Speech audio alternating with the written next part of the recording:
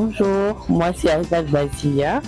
Je suis issue d'une famille de plusieurs enfants, une famille chrétienne. Je suis alumni en administration et management public, mais je suis aussi entrepreneur dans le secteur de la restauration, notamment la restauration congolaise et la restauration mixte. Et j'ai un label sous moi qui s'appelle Fab Delicious, justement là où je vends mes services culinaires. Et voilà, je suis passionnée de la cuisine depuis très très jeune. J'aime cuisiner, j'aime inventer des plats, j'aime initier de nouveaux goûts. J'aime bien voir la satisfaction des personnes quand ils mangent ce que je cuisine. Alors pour moi, je me dis que ma passion, c'est vraiment ma profession. Donc pour moi, ma profession, c'est d'abord cuisiner, restaurer les gens pour les fêtes, pour les pauses bureaux, pour les pique-niques, pour les sorties, pour les anniversaires, pour les mariages. En tout cas, je suis là pour ça.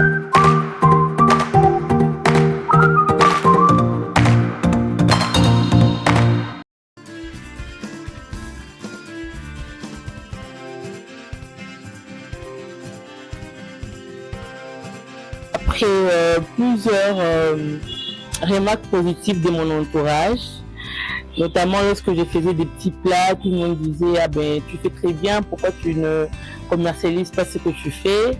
Et c'est par là, après plusieurs avis, que je me suis décidé de lancer officiellement Fab Delicious.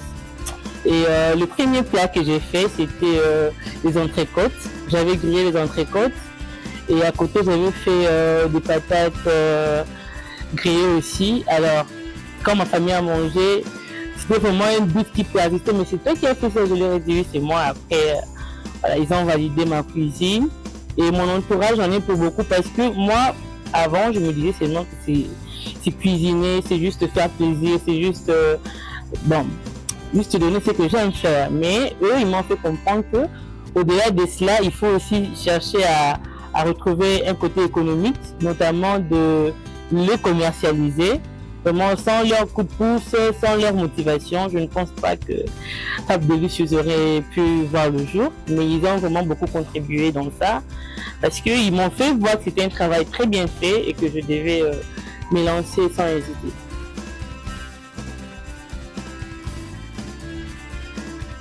Alors, mon amour pour la cuisine, je pense qu'il est né en voyant notamment des proches. Je dirais une très proche à moi, une parenté. Elle cuisinait très bien, elle faisait très bien les desserts, très bien les viandes, les épices, les sauces. Vraiment, en la voyant faire, comment elle remplissait la cuisine de bonnes odeurs. Et je pense qu'elle m'a transmis sans le savoir. Mais aussi à la langue, parce qu'il faut dire qu'après ça, je n'aimais pas trop cuisiner, je n'aimais pas trop... je vois que c'était trop de travail, il fallait apprêter la nourriture, il fallait faire ceci. Mais c'est à la langue, c'est en le faisant vraiment que je me suis découverte vraiment cet amour pour la cuisine, pour la restauration. Notamment lorsque les personnes de mon entourage ou bien des clients qui me font confiance, qui font appel à mon service, mangent des plats que je cuisine. Vraiment les réponses, les retours, les encouragements, pour moi c'est ce qui est le plus satisfaisant pour une personne qui est dans la restauration. Donc voir les personnes savourer ce que vous cuisinez, c'est une grande satisfaction. Ça vaut plus que tout. Et s'il faudrait pour moi décrire Fab Delicious, je le décrirais comme une personne, je la décrirais comme une personne très très innovante. Parce que Fab Delicious, c'est tout le temps des changements, c'est tout le temps des améliorations, des retouches. Donc pour moi, c'est quelqu'un de très créative, innovante. Donc c'est un peu ça. S'il faut dire ma source de motivation, de créativité, c'est surtout, en fait, je tire mon inspiration surtout dans les autres. C'est-à-dire, je prends mon temps de voir ce que les autres font et j'essaie de le refaire à ma manière, à moi, en ajoutant des épices à moi seulement que je maîtrise. Et voilà. Je regarde aussi beaucoup trop des vidéos dans le sens, je regarde Top Chef, tout ce qui va avec, pour m'aider un peu à recadrer, à bien faire les choses pour qu'il n'y ait pas de gaspillage. Alors, ma plus grande difficulté en tant qu'entrepreneur, moi j'aimerais préciser congolaise parce que je suis au Congo. Et je ne sais pas pour ceux qui y sont, bien pour ceux qui vont suivre, vous devez vous renseigner, mais au Congo, il y a un grand problème dans l'administration et notamment pour l'authentification du statut d'entrepreneur, c'est pas facile. Et même quand on y va pour des bonnes raisons, notamment pour mettre nos clients, ceux qui font appel à nous en sécurité, c'est beaucoup, alors là, beaucoup de démarches interminables. J'ai comme l'impression que c'est vraiment le plus grand pour moi des défis que j'ai eu en tant qu'entrepreneur. Et là encore, ce n'est pas encore fini, mais au moins je suis sur la bonne voie. Pour moi, entreprendre au Congo, Kinshasa, c'est vraiment, c'est pas de la mer à boire, si je peux le dire comme ça.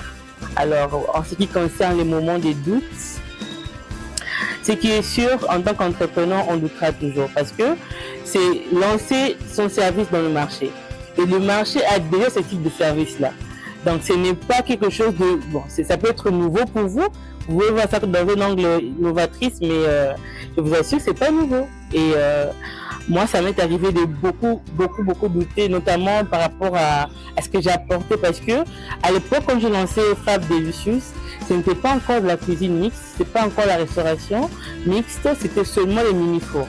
Et les mini-fours, c'est pas comme aujourd'hui. Aujourd'hui, dans les cérémonies officielles, on voit beaucoup de personnes faire appel à ce type de service-là. Mais à l'époque où moi j'ai lancé le label, c'était très rare. Alors, il fallait faire habituer des clients à un produit qui n'était pas habitué. Il fallait leur convaincre que c'était bon. Fallait montrer notre pertinence dans le marché. Et ça a créé beaucoup de doutes. Mais une chose est sûre, il y avait une phrase que j'aimais répéter, c'était « ce qui ne te tue pas te rend plus fort ». C'était vraiment ma phrase préférée parce que je pense que ça m'a aidé à rebondir. À chaque fois, je me disais « bon, c'est mort, je ne veux plus le faire, je ne veux plus me forcer ». Et cette phrase me revenait. Mais aussi, vous savez, moi, au début de l'interview, j'ai dit que j'étais chrétienne. Et en tant que chrétien, il est très capital dans ce type de moment de revenir à Dieu. C'est la seule personne qui te fait comprendre que la vision que tu as ne se limite pas à tes impossibilités, mais que ça va au-delà. Ça va au-delà de tes propres capacités, de tes propres forces. Et c'est vraiment là que j'ai compris que, voilà, j'avais encore du chemin, un peu comme Élie et l'ange qui lui a dit mange et bois parce que ton chemin est encore très très lent. Moi, je pense que c'était idem. C'était vraiment idem. Alors, par rapport à ce qui concerne ma grande victoire, c'est celle d'avoir reçu. Parce que je vous ai dit au début, j'étais dans l'informel. C'est-à-dire, je faisais Fab Delicious, mais je n'étais pas encore en règle vraiment avec l'État, avec les statuts d'entrepreneur comme aujourd'hui. Alors, le jour où j'ai légalisé tout ce qu'il fallait légaliser, où je devais maintenant lancer vraiment officiellement le produit sur le marché, les premiers jours, j'ai lancé le produit officiellement. J'insiste parce que officieusement, j'existais déjà. Officiellement, il y a eu cette chose qui m'a beaucoup surpris, c'est que au moment où on a lancé, c'était à midi, je pense 5 minutes, on a reçu une commande, une grosse commande alors, une très grosse commande et moi j'étais vraiment choquée, je me suis dit mais comment ça se fait, je lance aujourd'hui, on parle de ça aujourd'hui officiellement et déjà que les personnes commencent à commander, c'était vraiment pour moi une victoire parce que je me suis dit vraiment c'est un début mais c'est un début prometteur, c'est pas un début chaotique comme dans les temps passés, hein, il faut que se le dise. Pour moi, c'est l'une de mes plus grandes victoires et aussi avoir réussi à convaincre mes consommateurs. Pour moi, c'est une victoire parce que ce sont souvent eux qui font appel à mon service, qui font appel à Fab Delicious et je vous assure que pour consommer ce type de produits que moi je fais comme la restauration, il faut vraiment il faut se baser sur la confiance. Alors la confiance de mes clients, de mes je veux dire prestataires, mais bon c'est moi la prestataire, je dirais, des personnes qui font appel à moi, c'est vraiment, pour moi c'est une grande victoire. Le fait que ces personnes aient confiance à chaque fois pour leurs événements, pour leurs fêtes, pour leurs cérémonies, c'est toujours Fab Delicious à qui ils font appel. C'est une grande victoire pour moi. Alors, comment je gère mon temps entre la gestion avec le business en soi? Alors, je dirais que je sais pas dire c'est une bonne chose, mais contrairement à ce que d'autres peuvent penser en voyant ma vidéo, j'ai beaucoup de temps libre. Ce n'est pas un avantage, bien sûr, mais en ce qui concerne les commandes, comme vous le savez, les personnes font généralement appel au type de service que moi j'offre pour des événements. Alors les événements, c'est pas tous les jours, c'est peut-être tous les week-ends, c'est peut-être voilà, c'est peut-être un vendredi sur 4. Alors les personnes qui font appel à moi, ce ne sont pas des personnes journalièrement qui passent des commandes, non, c'est peut-être dans la semaine. Je peux avoir 3 à 4 commandes, pourquoi pas 5 aussi parfois. Parfois il faut couvrir un week-end complet, donc je gère très très bien mon temps. J'ai le temps de révisualiser justement certaines recettes, de chercher d'autres textures, de chercher d'autres ingrédients, d'autres épices, de tester aussi, parce que chez nous en cuisine, on ne gaspille pas la nourriture. Alors, le temps libre que je l'ai investi dans l'amélioration de ce que j'offre comme service. Et s'il faut changer quelque chose pour moi, dans mon parcours en tant qu'entrepreneur, c'est dur comme question, mais je dirais que s'il faut que je change quelque chose, je changerai la mentalité de mon peuple, si je peux le dire comme ça, la mentalité du milieu de vie dans lequel je suis, mais aussi l'administration congolaise, parce que elle est à craindre. Je suis désolée, mais il y a beaucoup de choses à lire là-dessus. C'est pas pour ça, mais bon, c'est parmi les choses qui m'ont le plus beaucoup coûté. Moralement, financièrement, alors ce sont les choses que je changerais. Mais je changerais aussi des mains d'œuvre, parce que quand j'ai parlé de mentalité des personnes qui vivent au milieu autour de moi, c'est justement par rapport à ça, parce que en tant qu'entrepreneur, je pense que le concept d'entrepreneuriat, c'est nouveau. C'est comme ça que moi je le conçois pour la plupart des Congolais, et les personnes voient plus un type de leadership possessif, alors que c'est un leadership collectif. Une personne qui entreprend et qui prend la décision de prendre des mains d'œuvre, c'est pour qu'on travaille en équipe et non pas elle est devant, d'autres sont derrière.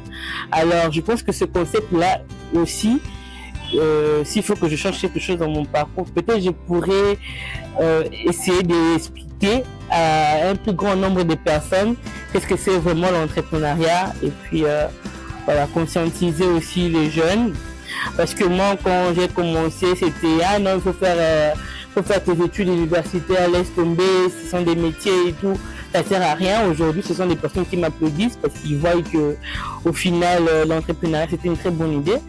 Alors s'il faut que je change quelque chose, ça sera ces choses là, plusieurs choses, mais bon, qui font un tout pour moi. Alors, mon conseil à toutes ces personnes qui veulent se lancer dans la restauration serait surtout d'être discipliné, parce que la discipline aboutit à quelque chose de positif. À mes débuts dans la restauration, c'était très compliqué de me discipliner. Dans quel sens? Je parle dans le sens où je testais un peu de tout et de rien. Et je veux même le proposer à des clients. C'est très risqué. Alors la discipline de la restauration te fera connaître tes points forts. Justement, ça va, non, moi je peux faire les viandes, je peux faire les poissons, je peux faire les légumes, je peux faire légumineuses, je peux faire la pâtisserie tout court. C'est pas parce que Fab Delicious fait de la cuisine mixte, pâtisserie et cuisine congolaise qu'il faut forcément, quand tu vas te lancer aussi, faire la même chose. Moi je te demanderai vraiment de faire preuve de discipline, mais aussi de suivre ton instinct. Si tu vois que ton instinct te dirige plus vers, par exemple, des gâteaux d'anniversaire, le type de gâteaux qu'on voit en étage et tout, fais-le. Commence avec ton business dans cela. Mais tu ne sont pas obligé de commencer dans les mêmes choses que tu vois les autres personnes faire, autrement Fab Delicious faire. Alors, mon conseil sera vraiment ça, c'est discipliner et suivre son instinct. C'est ça. Alors, Fab Delicious signifie Félicia Nabazi ya Aznat, Delicious. Delicious, c'est en anglais, qui veut justement dire délice. Pour moi, je pense que la marque, le label porte justement ce que je fais. C'est pour ça que j'ai pensé à donner ce nom-là. Alors, je voudrais que les personnes retiennent de Fab Delicious que c'est un label qui promet en goût, en saveur et surtout vos papilles gustatives seront très heureuses de goûter à nos délices. Alors, Fab Delicious a une page Instagram, a aussi une page Facebook. Du même nom, c'est Fab-Delicious ou bien en un mot Fab Delicious. Et a aussi un numéro par lequel vous pouvez passer vos commandes, vos différentes commandes, c'est le 099 51 081 66. Nous sommes disponibles à partir de 8h jusqu'à 16h30 pour les différentes commandes à Kinshasa seulement. J'aimerais aussi prendre un moment de remercier l'équipe de Tukiap d'être passée et m'avoir interviewé, poser leur caméra sur mon travail, tout ce que je fais, tout ce que j'aime faire. Et j'essaie tout le bonheur et de bonnes choses pour la suite de cette aventure. Merci à vous.